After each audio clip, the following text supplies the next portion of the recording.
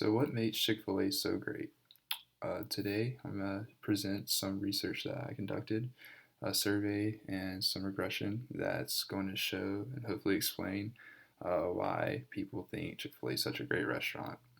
My name is Jacob Calvert, and let's jump into this presentation. So, Chick-fil-A is probably one of the most popular restaurants here in America. It could be arguably America's favorite restaurant. There's many reasons why. Chicken sandwich is delicious, and so is the fries. But there's also other factors that go into that.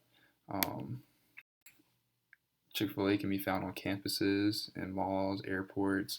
Uh, Pretty much in any small town, you'll find a Chick-fil-A.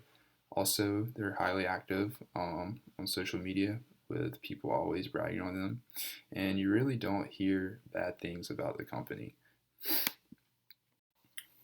The reason why I chose to do my project on Chick-fil-A is because I have worked there for 5 years.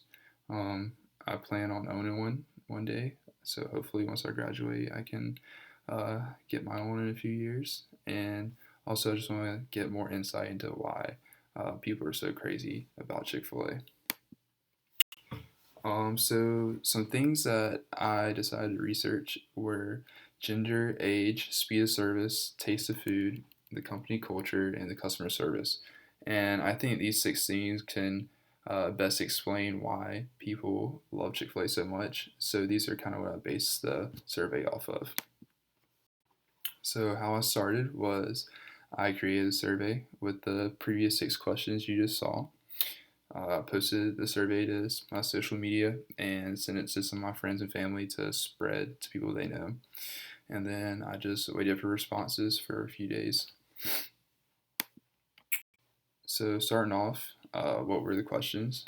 Well, the first three were, as you see right here, how old are you? Which was open response. What is your gender?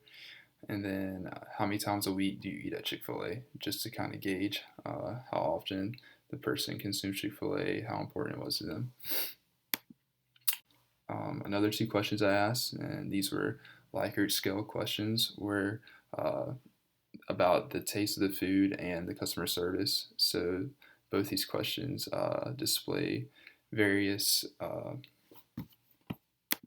ways of asking about taste and customer service.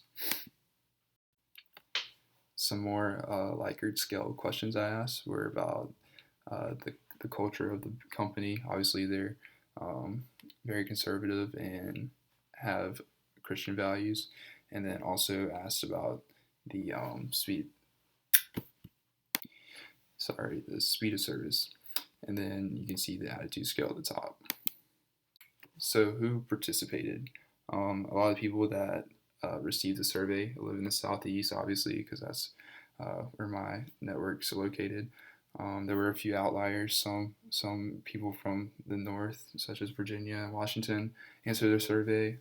My family answered, friends, and then people on my social media. Some possible issues that I could think of in the survey that might cause some data discrepancies would be the location bias. Just because we're in the South, obviously people are more conservative, and my family and friends both know I work at Chick-fil-A, so they might answer a different way because they know that. So this was the building of the regression. So starting off, you can see there's the gender, age, and number of visits, and then continues into the three sections of the four Likert questions, which were customer service, the taste of food, the personal beliefs, and speed of service.